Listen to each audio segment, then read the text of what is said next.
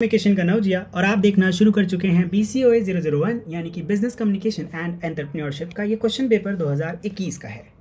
हम यहाँ पर बात करने वाले हैं इस पूरे क्वेश्चन पेपर की जो 2021 के अंदर एग्ज़ाम में आया था। तो आइए देखते हैं। सबसे पहला क्वेश्चन हमसे पूछा गया है। इस पहले क्वेश्चन पेपर का जो रूपरेखा है उसको समझते हैं भाई। पूरे क्वेश्चन पेपर में आपको दो सेक्शन मिलेंगे। सेक्शन 1 इसके अंदर दो सवाल होंगे, क्वेश्चन नंबर 1 और 2, जो कि कंपलसरी होंगे। मतलब आपको सेक्शन ए भी पूरा करना है और सेक्शन बी भी पूरा करना है। सेक्शन ए के अंदर 20 मार्क के क्वेश्चन अटेम्प्ट करने हैं, सेक्शन बी के अंदर आपको 30 नंबर के क्वेश्चंस अटेम्प्ट करने हैं। ईजी है। आइए सेक्शन 1 के क्वेश्चंस देखते हैं। हमेशा से जो सेक्शन ए होगा, ठीक, BCOA का जो क्वेश्चन पेपर होगा उसमें सेक्शन ए और सेक्शन बी हमेशा एंटरप्रेन्योरशिप के लिए होगा, ठीक, और सेक्शन ए ये इंग्लिश के लिए होगा। ठीक है।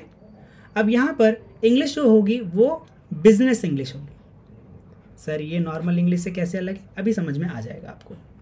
सुनिएगा, सबसे पहला सवाल हमसे पूछा गया है सेक्शन ए में, fill in the blanks, attempt both questions. और पहला क्वेश्चन हमारे पास पूछा गया है फिल इन द ब्लैंक्स।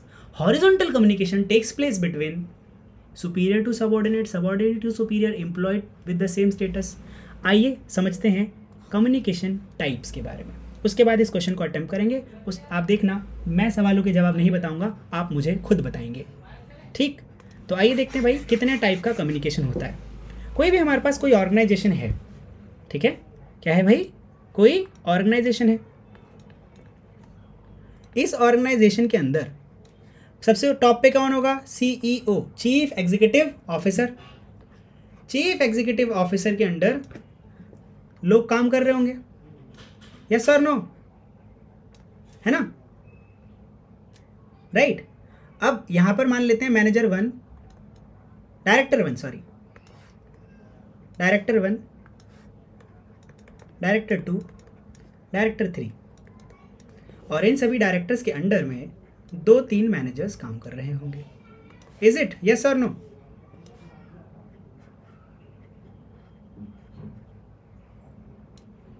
ठीक है, मैनेजर 1, मैनेजर 2, इस तरीके से। और सबसे लास्ट में आपके पास होंगे एम्प्लॉयज़, और वो भी बहुत सारे। तो मैं अगर लेवल वाइज देखूं तो आप इसको लेवल 1 मैनेजर लेवल मान सकते हो, इसको लेवल 2 मान सकते हो, और इसको लेवल 3 मान सकते हो। Level 1, level 2, level 3, right. Top level management, middle level management, है ना, और lower level management. Are you guys getting it? Okay.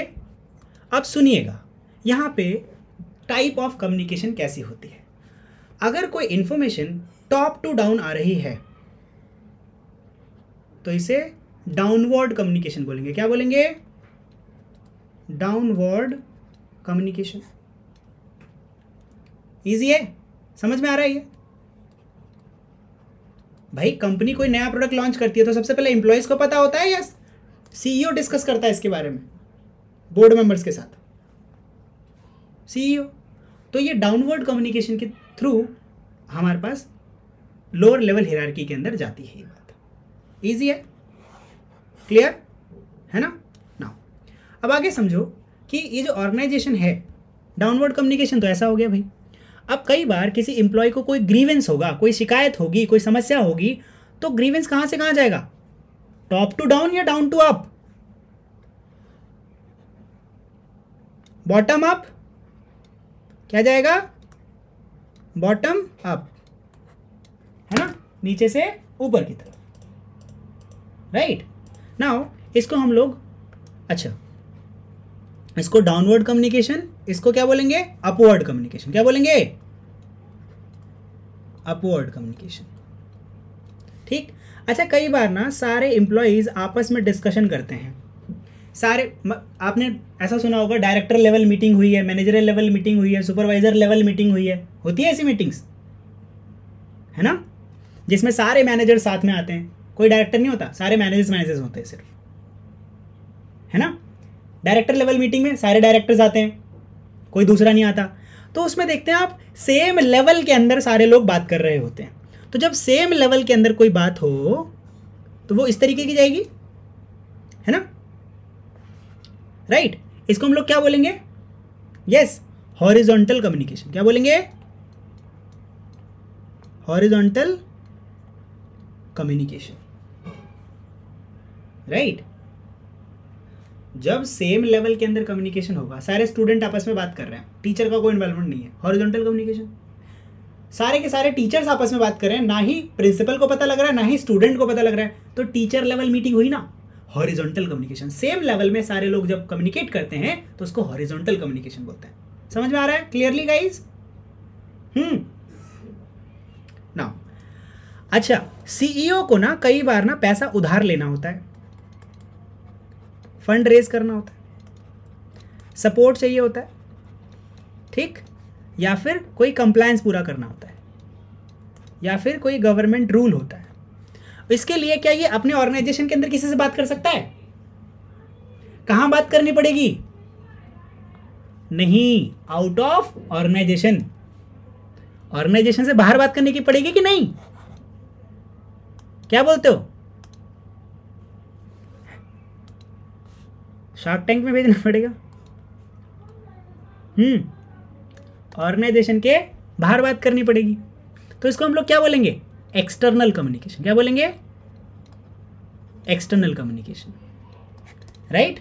अब सुनिएगा एक बात और, ये तो हमने बात कर ली कि सेम लेवल में लोग बात करते हैं, डाउनवर्ड कम्युनिकेशन होता है, अपवर्ड कम्युनिकेशन होता है, राइट, एक्सटर्नल कम्युनिकेशन होता है। कई बार ऐसा होता है कि कोई डायरेक्टर किसी मैनेजर कोई डायरेक्टर सीधा एम्प्लॉय से बात करता है, पता है तुम्हारा मैनेजर हमसे क्या कह रहा था कि वो इन सारे एम्प्लॉयज़ को निकाल देगा। मतलब बीच में जब हम किसी एक हिरार्की को मिस कर दें, बीच में जब किसी एक हिरार्की को मिस कर दें, ये डायरेक्टर ना, डायरेक्टर 3 सीधा किसी एम्प्लॉय के पास चला जाए और इस मैनेजर या इस डायरेक्टर की कोई बात इनको बता दे या फिर इनसे कोई रिपोर्टिंग ले ले, तो उसको हम लोग क्या बोलेंगे? Diagonal communication. क्या बोलेंगे भाई? डायगोनल कम्युनिकेशन या फिर क्रॉस कम्युनिकेशन बोलेंगे, ठीक है। डायगोनल या फिर क्रॉस कम्युनिकेशन, इजी है, ठीक। चलो भाई, ये क्या है? Type of communication. ऊपर से नीचे की तरफ डाउनवर्ड, नीचे से ऊपर की तरफ अपवर्ड, सेम लेवल में हॉरिजॉन्टल, और अगर लेवल को मिस करके कोई व्यक्ति दूसरे, कई बार क्या होता है कि कोई जो सेल्स वाला होता है वो किसी जो प्रोडक्शन वाले होते हैं वो सेल्स टीम को आकर ट्रेनिंग देते हैं कि हमने प्रोडक्शन के अंदर क्या क्या चीज़ें अचीव करी हैं, आपको कस्टमर को क्या पिच करना है। तो वो तो किसी और लेवल का है ना, बीच में किसी को मिस करके सिर्फ हमारे एम्प्लॉयज़ को बताने आ रहा है, राइट। तो ये भी डायगोनल कम्युनिकेशन हुआ, किसी को ट्रेनिंग देना, कोई समझाना, कोई काउंसलिंग, इसमें भी डायगोनल कम्युनिकेशन का काम आता है, ठीक है। आइए अब डिस्कस करते हैं अपना क्वेश्चन नंबर 1। आई होप आपको इसके बाद क्वेश्चन नंबर 1 में प्रॉब्लम नहीं आएगी। अब आप मुझे बताओ, हॉरिजॉन्टल कम्युनिकेशन किसके किसके बीच में होता है? Superior to subordinate, same level में। अब आप इनमें सारे क्वेश्चंस देखिए, मैं आपको ऑप्शन बता रहा हूँ, अमन मुझे आंसर बताना। अमन बताएगा सिर्फ बोलकर। सुपीरियर टू सबऑर्डिनेट मतलब ऊपर से नीचे, सबऑर्डिनेट टू सुपीरियर नीचे से ऊपर, employ with the same status, और नन ऑफ द अबव।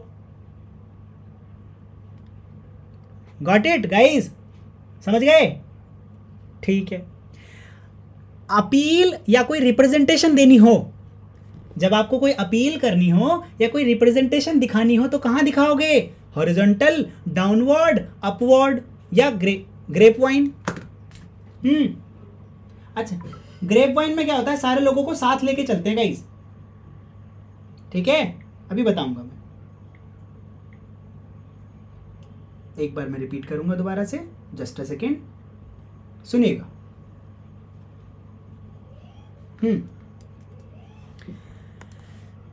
जब आप कोई अपील करते हो किसी ऑर्गेनाइजेशन के अंदर या कोई प्रेजेंटेशन दिखानी होती है तो जूनियर्स को दिखाते हो, सीनियर्स को दिखाते हो, या सीनियर्स तो सेम लेवल में दिखाते हो क्या? कोई हॉरिजॉन्टल कम्युनिकेशन होता है या डाउनवर्ड होता है या अपवर्ड होता है या ग्रे पॉइंट होता है? अपवर्ड होगा ना, पक्का? सब लोग सोच लो। अरे भाई ऊपर ही तो दिखाएंगे प्रेजेंटेशन, सर देखो मैंने क्या बनाया है, सिंपल, राइट। सर ये ग्रे पॉइंट क्या होता है? ग्रे पॉइंट होता है अनइंटेंशनल कम्युनिकेशन। इंटेंशनल, मतलब नहीं था, पर ऐसी कोई बैठकर कॉफी पे बात कर दी किसी ने तो बात पता लग गई। अनइंटेंशनल कम्युनिकेशन को ग्रेप वाइन कम्युनिकेशन कहते हैं। तो जिंदगी ब्रेक को रखी है, वॉइस तो क्या ही होगी अभी, ठीक है? यस, अभी ठीक है। नाउ सो अनइंटेंशनल कम्युनिकेशन को हम लोग क्या बोलते हैं? ग्रेप वाइन कम्युनिकेशन, ठीक है? ग्रेप वाइन में क्या होता है कि जैसे बेल चढ़ती है ना, जैसे झाड़ के ऊपर, ऐसे कहीं भी चली आती है बेल, बस उसको रास्ता मिलना चाहिए कि मैं इसको बता दूं, तो सिंपल है, वो ग्रेप वाइन कम्युनिकेशन है। अगला सुनो, realizing the potential of self is the part of. अगर आप अपने आप का पोटेंशियल समझ गए हो कि मैं क्या जिंदगी में क्या उखाड़ सकता हूं, ऐसे नॉर्मल लैंग्वेज में कह रहा हूं, माफी चाहूंगा ऐसी ये स्लैंग वाले शब्द का यूज करने के लिए, लेकिन फिर भी जब आपको ये पता लगे कि पोटेंशियल क्या है आपके सेल्फ का, तो ये किस बात का पार्ट है? कम्युनिकेशन डेवलपमेंट का, लैंग्वेज डेवलपमेंट का, स्किल डेवलपमेंट का, या पर्सनालिटी डेवलपमेंट का? क्या सिर्फ पर्सनालिटी डेवलपमेंट से बात बनेगी? कोई बहुत अच्छा होता है लेकिन अगर उसको कन्वे ही नहीं हो पाया तो पता लगना चाहिए ना। हाँ, मैं समझ रहा हूं, यहाँ पे देखो आपके आंसर्स डिफर कर सकते हैं और आंसर का पर्सपेक्टिव सही है आपके, कि आपकी पर्सनालिटी डेवलप होगी तभी तो रियलाइज करोगे, लेकिन रियलाइज करने के लिए कम्युनिकेट होना आपके खुद को भी जरूरी है। कई बच्चे ना पूरा एकदम प्रैक्टिस कर लेते हैं लेकिन फिर भी एग्जाम से पहले डर रहे होते हैं, हाथ पैर हिल रहे हैं एकदम, मतलब मजा सा आ रहा है, क्या करूं मैं? तो एक्चुअली ना उनके पास स्किल की कमी नहीं है, लिखने में प्रॉब्लम नहीं आएगी, उनकी पर्सनालिटी कमजोर नहीं है, पर वो अपने आप को कम्युनिकेट नहीं कर पा रहे कि देख किशन तेरे को आता है ना? This is the problem. So realizing the potential of the self is the function of और द पार्ट ऑफ कम्युनिकेशन। ठीक, तो अपने आप को ये कम्युनिकेट करो। हाँ, सुबह सुबह आप लोग ऐसे अपने आप से ये बातें कहते हो कि मैं बहुत अच्छा आदमी हूँ, मैं दुनिया में सबकी मदद करता हूँ, लोग मुझे बहुत चाहते हैं। क्या कहते हैं इस बात को? ऐसा कहने वाले के लिए कोई शब्द होता है, क्या कहते हैं इसको? कोई बताएगा?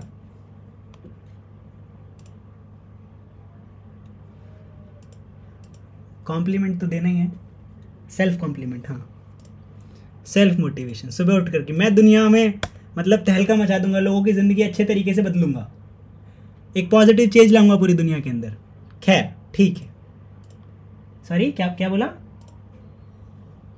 ऑप्टिमिज्म। ठीक है, चलिए। Communication is the dash of business, life blood, nervous system, backbone.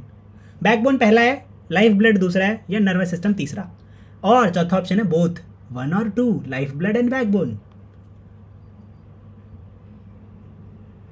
Both 1 and 2, right? Now communication in yes, वैसे तीसरा भी सही लग रहा है, but communication is not a network, it's a backbone and blood life. जीवन, नर्वस सिस्टम के अंदर ब्लड लाइफ अपने आप आ गई है ना, और बैकबोन नहीं कह रहा नर्वस सिस्टम, तो इसलिए ऊपर वाले दो ज़्यादा सूटेबल लग रहे हैं। कई बार सारे आंसर सही होते हैं पर हमें मोस्ट सूटेबल पे टिक करना होता है, ठीक है एवरीवन, है ना? सच में कई बार एक से ज़्यादा आंसर सही होते हैं, चारों ऑप्शन सही होंगे लेकिन सबसे ज़्यादा सूटेबल कौन सा है? ठीक, ऐसे सवाल आपको हायर क्लासेस के और एग्जाम्स के अंदर देखने के लिए मिलेंगे जिसमें most of the answers will be right, और आपको बोलोगे अरे ये तो मौज आ गई, फिर आप कंफ्यूज हो गए, नहीं ये वाला भी तो सही है। फिर देखना पड़ेगा सबसे ज़्यादा रिलेवेंट कौन है। अगला, यस मैनुद्दीन, एक जीवन बदलने के लिए एक सवाल 10 नंबर में, 10 नंबर। हाँ, और पर हम ये कह नहीं सकते कि सच में अब ये आएगा ही आएगा। हाँ बिल्कुल बिल्कुल agree. Now communication is in an organization should ideally flow, किस तरफ से फ्लो होना चाहिए? Top to bottom, bottom to top, या फिर बोथ वेज, या सिर्फ हॉरिजॉन्टली? अरे भैया ग्रीन लिखा हुआ है यहाँ पे, एकदम सब दिख रहा है, मतलब मजा ही आ रहा है, तो आंसर तो बता ही दें। हैं ठीक है अमन, बोथ वे सही लिखा है, सही, बिल्कुल ऐसे सही कहा है आपने, अप्रिशिएटेड। नाउ खैर, तो सवाल संख्या 1 के अंदर आपने सारे जवाब सही दिए। देखो कुछ आपको तो सब आता है, फिर भी टेंशन ले रहे हो कि पढ़ नहीं पा रहे हैं, पता नहीं क्या हो रहा है। आओ चलो 10 नंबर का एक और सवाल देखते हैं, मज़ा आएगा दोस्तों। Question number 2, comment on any 2 of the following. हमें किसी दो पर कमेंट करना है। जैसे हम जीवन में सबके ऊपर कमेंट करते रहते हैं ना, ये देखो कितना अच्छा है, तुम्हें पता है उसके पास कौन सी गाड़ी है, कौन सा गेम खेलता है वो, या कितना बढ़िया घर उसका है। ऐसे जब बाकी लोग, तो यहाँ भी कमेंट करो। 10 नंबर मिलेंगे कमेंट करने के? नहीं मिलेंगे? मिलेंगे भाई, 5-5 करके दो बार 10 नंबर मिलेंगे। तो आइए कमेंट करते हैं इसके ऊपर, हम सभी लोग अच्छे हैं। पहला है question number 1, the process of transferring क्या? The process of transferring information from one person to another within and outside the business environment is termed as business communication. अब ऐसे सवाल में बच्चे कंफ्यूज हो जाते हैं, लिखा तो है सही, मैं इसमें क्या करूं? नहीं हूं मैं? होता है ऐसा कि मतलब सेंटेंस तो पूरा सही लिखा, अब मैं इसमें क्या कमेंट कर सकता हूं? बताओ, है ना? ठीक है, तो अब आपको इस पे कमेंट करना, बिल्कुल सही बात कह रहे हो आप। जैसे नॉर्मली कोई व्यक्ति बोले कि तुम्हें पता है ऑर्गेनाइजेशन के चाहे अंदर की बात हो चाहे बाहर की बात हो, उसको बिजनेस कम्युनिकेशन कहते हैं। तो आप पता है सामने वाले को क्या बोलोगे? हाँ मुझे मत सिखाओ, बात तो बिल्कुल सही है। इसको हम इस तरीके से भी कह सकते हैं कि कम्युनिकेशन बहुत ज़्यादा ज़रूरी है किसी बिजनेस के लिए, और जब 2 कॉर्पोरेट या 2 एम्प्लॉयज़ के बीच में हो या ऑर्गेनाइजेशन के अंदर हो, तब भी उसे बिजनेस कम्युनिकेशन कहते हैं। बेसिकली ये क्या है? एक व्यक्ति से दूसरे व्यक्ति के द्वारा या उनके बीच की गई सारी बातें, और इसको भी बिजनेस कम्युनिकेशन कहते हैं। आप सामने वाले व्यक्ति की बात को रीफ्रेम कर देते हो ना, इसको भी तो कमेंट कहना कहेंगे, कमेंट करना कहेंगे, यस और नो? तो यहां भी करो कमेंट, सारे लोग ओ कमेंट कर दो, ठीक है? नाउ नेक्स्ट इज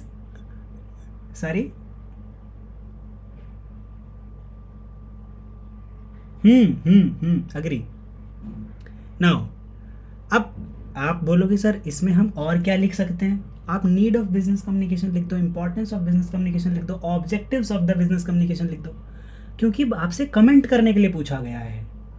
समझ रहे हैं आप लोग? या फिर क्रिटिसिज्म ऑफ बिजनेस कम्युनिकेशन लिख दो, या कंक्लूजन ऑफ बिजनेस कम्युनिकेशन लिख दो, importance of the business communication लिख दो, या पार्ट ऑफ बिजनेस कम्युनिकेशन लिख दो, टाइप ऑफ बिजनेस कम्युनिकेशन लिख दो, क्योंकि you have just been asked to give a comment on the same. और सबके कमेंट अलग अलग होते हैं। कमेंट आइडियल नहीं होता, डेफिनेशन आइडियल होती है, इसलिए हर कोई भी कमेंट कर सकता है। ठीक विद्यार्थियों, चलिए, तो हमने लिखा नीड ऑफ बिजनेस कम्युनिकेशन। भैया बहुत ज़्यादा जरूरी है, क्योंकि अगर कोई बात किसी व्यक्ति तक पहुंची ही नहीं तो उसके ऊपर काम होगा कैसा? Efficient business communication can clear misconceptions और एरर रिड्यूस करता है, और ऑर्गेनाइजेशन के अंदर लोगों की परफॉर्मेंस और प्रोडक्टिविटी बढ़ा देगा, जिससे कन्वर्सेशनल हार्मनी बनेगी, मैनेजर्स इजीली बिजनेस आइडियाज को प्रेजेंट कर पाएंगे और टेक्निकल इंफॉर्मेशन लोगों तक पहुंच पाएगी, जिससे कॉन्फिडेंट फील करेंगे सारे एम्प्लॉई। आप मुझे एक बात बताओ, अगर मैंने आपको कोई सवाल पढ़ाया और वो आपको 100% समझ आया और पेपर में वो सवाल आ गया, तो आपको कितना कॉन्फिडेंट फील होता है? सीना फूल जाता है एकदम से, मौज, अरे ये वाला तो अभी लिखूंगा। हाँ, होता है ऐसा। This is just because of the clear communication. Okay, और कम्युनिकेशन में लिसनिंग सबसे ज्यादा जरूरी होती है। If I am telling something you must understand the way I am telling you. This is the real communication. जो मैं आपको कहना चाह रहा हूं, जिस सेंस में कहना चाह रहा हूं, उस सेंस में ही आप उस बात को समझें। ठीक है ना? समझ रहे हैं? नहीं, कहां समझ रहे हैं? नहीं समझ रहे हैं? यस विद्यार्थियों, कहां पता है? नहीं पता है? हाँ, गेटिंग इट गाइज? चलिए आइए अब बात करते हैं टाइप ऑफ कम्युनिकेशन की, क्योंकि कमेंट हमारा अभी भी 5 नंबर का नहीं लग रहा मुझे। ठीक, जब तक नहीं लगेगा आगे बढ़ते चलेंगे। तो टाइप ऑफ कम्युनिकेशन लिख दो, या फिर सीधा बिना नीड के सीधा टाइप लिख देना, फिर नीड लिख देना, तुम्हें याद आएगा। तो कमेंट ही तो करना है। अरे आप जब मैं आपको आपके सामने एक बाइक खड़ी कर दूं बढ़िया सी और बोलूं कमेंट करो इसके ऊपर, भाई आप मेरे से बोलने से पहले वाओ क्या मस्त बाइक है, कहाँ से खरीदी, दूसरा वाला व्यक्ति बोलेगा हाँ ये वाली बाइक के बदले दूसरी ले लेते ना तो ज़्यादा सही रहता, अरे इससे बढ़िया कार ले लेते। भाई ऐसे कमेंट आते हैं क्या? लोगों के कमेंट सेम होते हैं? नहीं होते, तो आपको यहाँ पर भी कमेंट जो मर्जी करना है। आगे समझते हैं। टाइप ऑफ कम्युनिकेशन हमारे पास देखो, अभी थोड़ी देर पहले मैंने आपको बताया अपवर्ड, डाउनवर्ड, लेटरल और एक्सटर्नल कम्युनिकेशन होता है। इसके साथ साथ ग्रेप वाइन या डायगोनल कम्युनिकेशन भी टाइप ऑफ कम्युनिकेशन का पार्ट होते हैं विद इन द ऑर्गेनाइजेशन। ठीक, तो 4 लीडिंग टाइप हैं बेसिकली। कौन से? अपवर्ड, जिसमें हम कोई भी इंफॉर्मेशन सबऑर्डिनेट से सुपीरियर तक पहुंचाते हैं। फिर डाउनवर्ड कम्युनिकेशन, इसमें ना मैनेजमेंट अपना इंफॉर्मेशन सबऑर्डिनेट्स तक पहुंचाता है। लेटरल कम्युनिकेशन के अंदर सारे डिपार्टमेंट्स आपस में बात करते हैं। एक्सटर्नल कम्युनिकेशन के दौरान हम लोग ऑर्गेनाइजेशन के अंदर से बाहर की तरफ कम्युनिकेट करते हैं, जैसे सप्लायर्स के साथ, कस्टमर्स के साथ, इन्वेस्टर्स के साथ, स्पॉन्सर्स के साथ। ठीक, now so these content are written for the comment on the process of business communication. क्या आप लोगों को क्वेश्चन नंबर 2 का पार्ट ए समझ में आया? इजी है। किसको किसको कठिन लग रहा था? BCOA, AEOA, OA, BCOA। सुनो, part B, business communication refers to the communication. हाँ, ये बात बिल्कुल सही है। हाँ, हमें पता ही नहीं। जैसे देखो, वो डेफिनेशन इतनी बढ़िया लिख रहे हैं कि आप सोचने पे मजबूर हो जाओगे अब इसमें क्या लिखूं। तो क्योंकि कमेंट करना है तो हम कुछ भी कमेंट कर सकते हैं। Now, so business communication refers to the communication relating to business activities which means providing goods and services to the consumer with a view to earn profit। देखो, जब भी कोई बिजनेस कम्युनिकेशन होता है उसमें बस यही सोचते हैं, मेरा फ़ायदा कैसे होगा। कोई माल बेचकर, कोई सर्विस बेचकर कंज्यूमर्स को, इसलिए तो होता है। अरे कोई कंपनी आपको हेलो करके बोल रही है, मैं व्हाट्सएप हेडक्वार्टर से बात कर रहा हूँ, आपकी लॉटरी लग गई है, फटाक से OTP बताए और अपने खाते में 3 लाख रुपए पाएं, तभी तो पूछ रहा है। उसका बिजनेस फ्रॉड करना है तो आपसे इस तरीके से फ्रॉड कर रहा है। बिना किसी मतलब के कोई आपको कॉल करता है क्या कि सर क्रेडिट कार्ड खरीद लो, क्रेडिट कार्ड खरीद लो सर प्लीज, सर मेरा टारगेट पूरा हो जाएगा, आखिरी कार्ड है, right? Yes. Now so they when business communication occurs, it just because to in the view of the earning profit और मेकिंग द स्टोर और द ऑर्गेनाइजेशन प्रॉफिटेबल। तो चलिए आगे बढ़ते हैं, कमेंट करते हैं इसके ऊपर। Communication among persons to convey their personal information, message और थॉट, इसको हम लोग पर्सनल कम्युनिकेशन कहेंगे। जब मैं अपनी कोई बात, कोई आइडिया, कोई इन्फॉर्मेशन आपके साथ शेयर करना चाहूँ, मेरा मन ऐसे ही कर रहा है, क्या हो चलो आपको आज मैं एक पेड़ के बारे में बताता हूँ। पेड़ बड़ा सुंदर होता है, तना उसका बढ़िया है और पत्तियाँ हरी हरी हैं। मुझे उस पेड़ की याद आती है तो मज़ा आ जाता है, गांव जैसा महसूस करता हूँ। ये मैं अपने मन की बात बता रहा हूँ। This is what the personal communication. Personal information, message या कोई थॉट जब मैं पर्सनली कम्युनिकेट करूँ तो इसको हम लोग क्या बोलेंगे? Personal communication. बट फैक्ट और आइडियाज रिलेटिंग टू बिजनेस, जिसमें किसी का फाइनेंशियल लॉस या फाइनेंशियल बेनिफिट हो, दोबारा से, ऐसी सारी कम्युनिकेशन जिसमें किसी का फाइनेंशियल लॉस या फाइनेंशियल बेनिफिट हो, इन सारी कम्युनिकेशन को हम लोग क्या बोलेंगे? Business communication. समझ में आ रहा है? जब कोई बात ऐसी कर रहा हो जिससे किसी को पैसे का फायदा या पैसे का नुकसान हो तो वो बिजनेस कम्युनिकेशन होगा। जब तक पैसे का फायदा या पैसे का नुकसान नहीं है तब तक वो बिजनेस कम्युनिकेशन नहीं है। ठीक, चलिए। So business communication refers to the communication relating to business activity which means providing goods and services to the consumer with a view to earning profit, right? तो भाई इसमें हम लोग क्या कर रहे हैं? अपनी information, fact, ideas, order, advices, decision, ये कन्वे किए जा रहे हैं जो लोग उस बिजनेस के साथ एसोसिएटेड हैं उनको। मैं टेलीविज़न बेचता हूँ, मैं क्या करता हूँ? टेलीविज़न बेचता हूँ। तो क्या मैं किसी साइंटिस्ट के घर जाऊँगा और उसको बोलूँगा sir please would you like to watch the TV? वो बोलेगा नहीं, I have very urgent research to do. तो क्या वो आपसे टीवी खरीदेगा? Is he your customer? खरीदेगा नहीं भाई, उसके पास बहुत काम है। टीवी फालतू लोग देखते हैं। सर मैं भी देखता हूँ सर, तो तुम भी हो, ठीक है। नाउ सॉरी, हाँ, इट वॉज नॉट पर्सनल। आगे बढ़ते हैं। So communication related to trade, law, finance, administration, management of a business enterprise, इसको हम लोग बिजनेस कम्युनिकेशन कहेंगे। मैंने थोड़ी देर पहले कहा ऐसे सारे कम्युनिकेशन जिसमें किसी का फाइनेंशियल बेनिफिट या फाइनेंशियल लॉस हो, उन सारे कम्युनिकेशन को आप लोग बिजनेस कम्युनिकेशन कह सकते हो। ठीक, आगे बढ़ते हैं।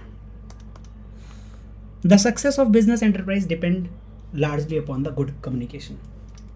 इसका मतलब, अरे कोई कंपनी प्रोडक्ट बना रही है, उस प्रोडक्ट के बारे में लोगों को अच्छे से पता लगेगा तो लोग ज्यादा खरीदेंगे ना। अगर लोगों को डाउट रहेगा या उसके बारे में पूरी इंफॉर्मेशन नहीं आएगी तो लोग खरीदेंगे क्या? नहीं खरीदेंगे। सिंपल है, पता ही नहीं लगेगा। ये इनइफेक्टिव कम्युनिकेशन बहुत बड़ा लॉस होता है और मैं इसको बिजनेस फेलियर बोलूंगा, क्योंकि इससे लोगों के बीच में आधी इंफॉर्मेशन पहुंचेगी, आपकी एनर्जी भी पूरी लग रही है, पैसा भी पूरा लग रहा है, एम्प्लॉयज भी सारे लग रहे हैं, टाइम भी पूरा लग गया, पर हुआ क्या? गुडविल खराब हो गई, इमेज डाउन हो गई, परसेप्शन नेगेटिव हो गया, प्रोडक्ट नहीं बिका। तो ये सबसे बड़ा फेलियर है। What? Which failure? The failure of communication. Okay, और आपने एक बहुत बड़ी अपॉर्चुनिटी भी तो लूज कर दी इन सब के बीच, जो दोबारा जल्दी नहीं मिलेगी। ठीक, so in this age of globalization every business enterprise, चाहे वो छोटा हो या बड़ा हो, उसको प्रॉपर कम्युनिकेशन की ज़रूरत होती है। और अगर सक्सेसफुल कम्युनिकेशन हो रहा है तभी आप उस बिजनेस को सक्सेसफुल मान सकते हैं। In this age of speed, complexity and competition, किसी भी प्रोडक्ट या सर्विस के बारे में अगर किसी कस्टमर को बताना है तो आप इफेक्टिवली कम्युनिकेट कर सकते हैं।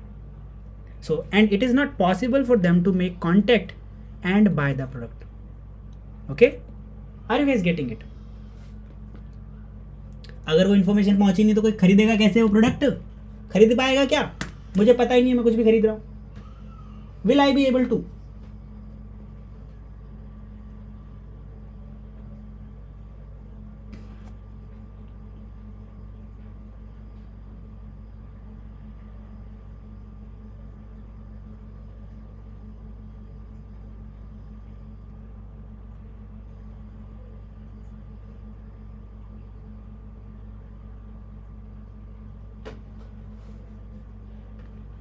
मैं कुछ कह नहीं रहा हूँ।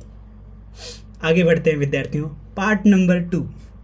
ठीक है, अच्छा ये तो हो गया भाई पार्ट ए बी, है ना। अच्छा ये होना चाहिए था वैसे सी, मुझे लग रहा है कि यहाँ पर एक टाइपो एरर है, यानी कि हमसे होने वाली गलती। Okay, now so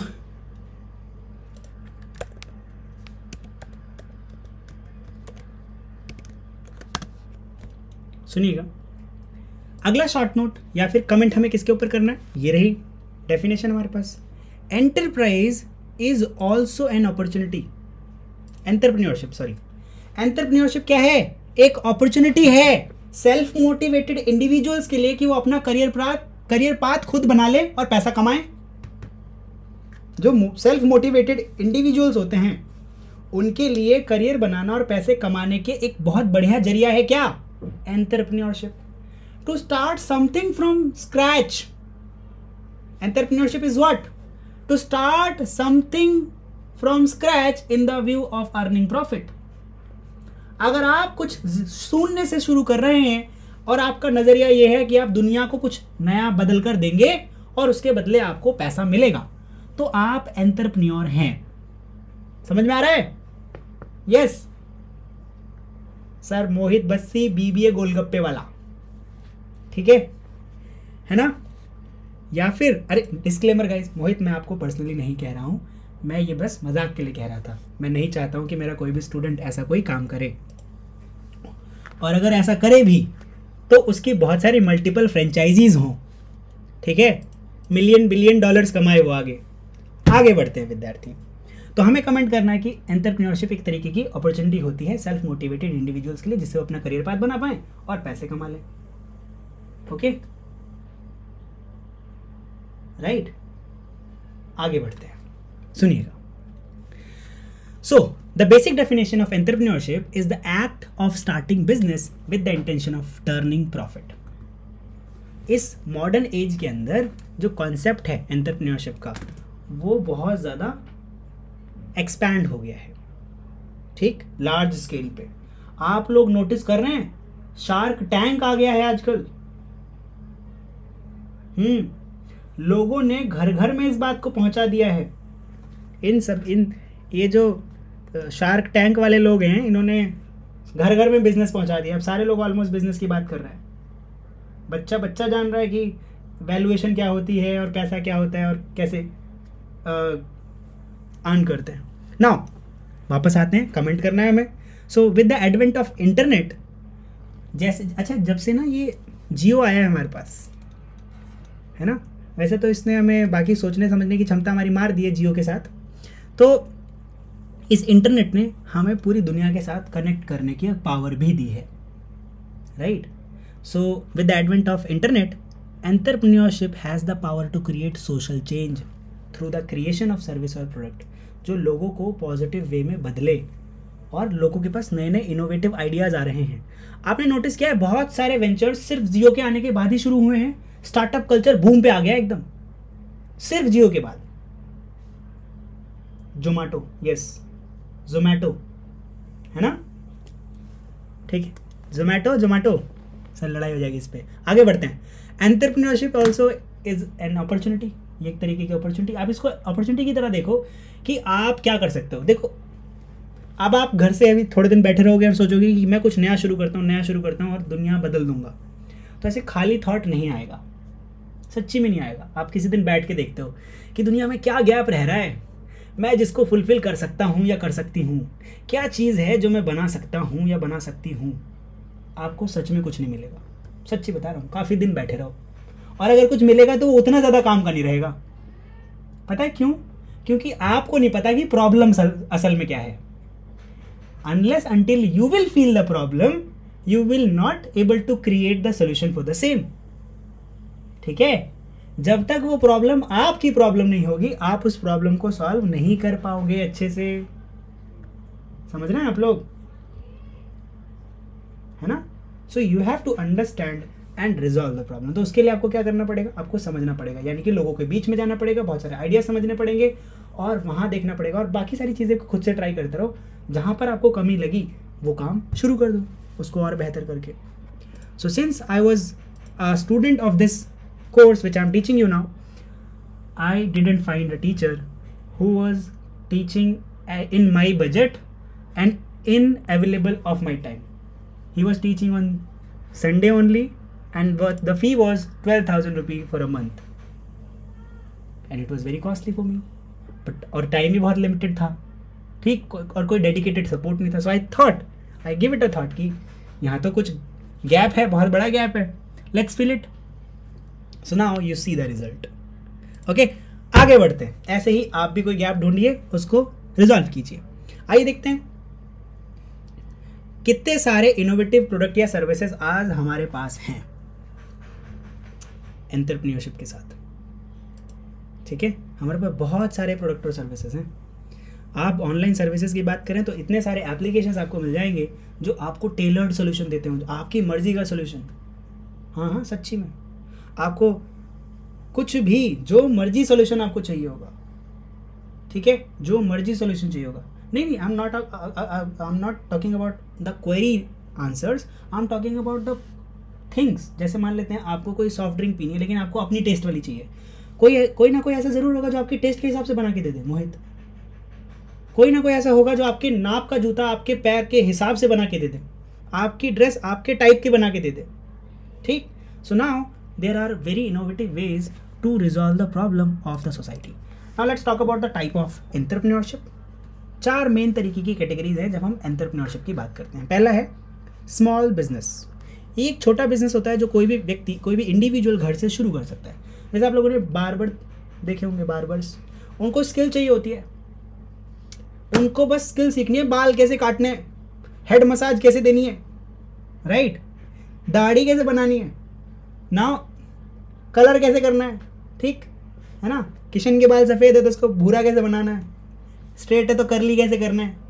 now so small business is when owner is also in charge of operation, including hiring employees. So their goal is usually to make profit and many small business owner's fund their own business. अपने खुद से कैंची खरीदेगा, खुद से table खरीदेगा, कुर्सी खरीदेगा, पहले हो सकता है पेड़ के पास लगा दे, वहीं से शुरू होता है सारा बिजनेस, जीरो से अगर स्क्रैच से शुरू करना है तो। अगर पेड़ भी नहीं है तो लोगों के घर जा जाके काट रहे हैं, है ना। आगे मैं सिर्फ ये बार्बर की बात कर रहा हूँ, आप किसी भी स्मॉल स्केल बिजनेस की बात कर लें, घर से मिट्टी के दिए बनाना, ठीक है, लोगों के लिए सस्टेनेबल कोई चीज़ बनाना, वेस्ट प्रोडक्ट को अच्छे से डिजाइनर किसी चीज़ में कन्वर्ट कर देना जिसको लोग खरीदें, राइट। नाउ स्केलेबल स्टार्टअप के अंदर आप शुरू तो बहुत छोटे से करते हैं, लेकिन उसका पार्ट बहुत ज़्यादा बढ़िया हो सकता है। जैसे हम लोगों ने ना, हमारी एक सोसाइटी है, हम सोसाइटी के अंदर जितने भी लोकल वेंडर्स हैं, लोकल शॉप ओनर्स हैं, यहाँ पे बहुत सारे रेस्टोरेंट हैं। इन सभी रेस्टोरेंट के पास हमारे पास ना 3-4 ऐसे लड़के हैं जो बेरोजगार हैं, अनएम्प्लॉयड। लोग आके रोज बोलते भैया कोई जॉब, भैया कोई जॉब, भैया बहुत परेशान है यार, इनको कहीं जॉब लगानी है। और भैया एक दिन ऐसे बैठ कर घर पे सोच रहे थे कि यार उनके यहाँ से ना टिक्की खानी है मुझे, और उनके यहाँ से मुझे खाना है, क्या नाम है, समोसे। तो ये टिक्की समोसे लाने जाएगा कौन? सो भैया को एक आइडिया आया, अनएम्प्लॉयड को भेज देता हूँ, 10 रुपये दे दूंगा। यस, जिसके पास नौकरी नहीं है उसको बोलूँगा छोटे मेरे लिए ये लिया, तो मैं उसको 10 रुपये 20 रुपये दे दूंगा। आपको लग रहा होगा कि आप उसकी बेइज्जती कर रहे हो जो 10-20 रुपये आप दे रहे हो। आप देखिए ध्यान से, अगर आप इसको बिजनेस में कन्वर्ट कर लेते हैं तो। अगर ऐसे ही बहुत सारे लोग जो घर बैठे कुर्सी पे बैठ कर सामान मंगाना चाहते हैं, तो ये सारे अनएम्प्लॉयड लोग, अगर आप उनके लिए सिर्फ ये प्रोडक्ट ही डिलीवर करने लगे उसी सोसाइटी के अंदर ही, सोसाइटी ऑलमोस्ट 3 से 4 लाख लोगों की है, तो 3-4 लाख लोग नहीं खरीदते, मान लेते हैं सिर्फ 1000 लोग खरीदते हैं। कितने लोग? 1000 लोग सामान खरीदते हैं, और रोज सिर्फ 1000 भी नहीं खरीद पाते, रोज 50-60 लोग खरीद रहे हैं। तो 60 लोगों के हिसाब से भी आप सोचो कि अगर 10 रुपये देंगे पर डिलीवरी पे, और दिन में एक बार तो मंगाएंगे नहीं, ठीक, तो 60 के हिसाब से भी ये कितने हो गए? 600 रुपये हो गए, सिर्फ 10 रुपये का एक चक्कर का। अगर ये 3 बार, कोई लोग 2 बार मंगाएंगे, कोई लोग 3 बार मंगाएंगे, तो ऑलमोस्ट ये कितना हो जाएगा? 1000 रुपये के आसपास हो जाएगा, which is more than a normal salary. Yes और no? Easy? This is what scalable startup. अब आप एक जगह आपने एक सोसाइटी में स्टार्ट किया, दूसरी में स्टार्ट कर दो, इसका नेटवर्क बनाओ, मोबाइल ऐप बना दो और बन जाएगा जोमेटो। यस और नो? है ना? दूसरी चीजें स्टार्ट करवा दो। Next is large company. फिर नया कॉम्पिटिटर आ जाएगा कोई। कॉम्पिटिटर पता है एंट्री फेज से आ जाता है, जैसे ही आप उस मार्केट में जाते हो तो जैसे ही ना आपको दिखेगा, किसी को दिखेगा अरे इसने तो उसको नौकरी पे रख लिया, ये तो पैसे कमा रहा है, चलो मैं भी अपना छोटा सा शुरू करूंगा किसी और जगह जाके, है ना। Yes, next is large company. ये भी एंटरप्रेन्योरशिप का एक टाइप है, बड़ा टाइप है। इसमें ना सीधा पैसा लगाते हैं लोग और सीधा बड़ी कंपनी खड़ी कर देते हैं। क्या सैमसंग ने जब अपना इलेक्ट्रॉनिक का बिजनेस शुरू किया, सॉरी मोबाइल का बाद में शुरू किया है, एसी तो पहले बनाते थे, तो जब उन्होंने मोबाइल फ़ोन का बिजनेस शुरू किया होगा, आपको क्या लगता है मोबाइल से पहले तो उन्होंने पहले बार एक छोटा सा मोबाइल बनाया होगा, घर घर जाके बेचा होगा ऐसा, या बड़ी सी फैक्ट्री लगाई होगी और मस्त सा मोबाइल फ़ोन बनाया होगा? सीधा बड़ी फैक्ट्री लगाई होगी, राइट। इसी को हम लार्ज कंपनी कहते हैं क्योंकि इनके ऑपरेशंस काफ़ी ज़्यादा बड़े हैं, ठीक है। इसके बाद सोशल एंटरप्रेन्योरशिप। सोशल एंटरप्रेन्योरशिप का एक बड़ा एग्जांपल क्या है? अमूल, हवमूर नहीं, अमूल, ठीक है। सो ये सोशल एंटरप्रेन्योरशिप जो है बहुत यूनिक है, सबसे बेस्ट चीज़ है, सबसे बेस्ट चीज़ है। लोगों के साथ मिलकर, लोगों के लिए, लोगों के द्वारा लोगों की मदद की जा रही है। सर इतना लोगों मत करो, सुनो ध्यान से। लोग हैं हमारे पास बहुत सारे, सबको मदद चाहिए। सारे दूधिया लोग एक साथ आ गए। सर हु इज दूधिया? मिल्कमैन गाइज, मिल्कमैन, सारे मिल्कमैन एक साथ आ गए। इन सारे मिल्कमैन को अपना मिल्क बेचना है। अगर एक ही मोहल्ले में मिलकर बेचेंगे तो इन सबकी लड़ाई बहुत होगी, कंपटीशन होगा और दाम कम करेंगे, सबको लॉस होगा, सबकी ज़िंदगी खराब चल रही होगी, बिजनेस छोड़कर चले जाएंगे। लेकिन अगर इन सबसे मिल्क खरीदें और अलग अलग जगह जाकर बेचें जहाँ कोई मिल्क प्रोड्यूस नहीं होता है, आपको नहीं लग रहा वहाँ पर एक स्टेबल प्राइस मिलेगा इन सभी लोगों को? और मज़ा आ जाएगा, इनको भी आएगा, उन कस्टमर्स को भी आएगा जहाँ मिल्क नहीं था आज से पहले। इसको हम सोशल एंटरप्रेन्योरशिप कहते हैं। So what makes social entrepreneurship very unique is making a world better place by solving social issues. एक जगह दूध नहीं है, दूसरी जगह बहुत सारा है। एक जगह राइस नहीं हो रहा, दूसरी जगह बहुत सारा है। एक जगह कोकोनट नहीं, एक जगह एप्पल नहीं है। बताओ, हिमाचल में कोकोनट नहीं है, केरला में एप्पल नहीं है, तो एक्सचेंज कर लो ना भाई। This is what. अगर हम ऐसी कोई भी प्रॉब्लम सॉल्व करते हैं तो वो सोशल एंटरप्रेन्योरशिप के अंदर आएगी, लोगों के साथ, लोगों के द्वारा लोगों की मदद की जाए जब। ठीक, आपको पता है किसान लोगों को, जो बहुत छोटे गरीब लोग होते हैं जिनके पास कोलेटरल नहीं होते, यानी कि जमा करने के लिए कोई भी चीज नहीं होती गिरवी रखने के लिए, उनको कोई लोन नहीं देता है ना, उनको कोई वैसे लोन नहीं देता है, राइट?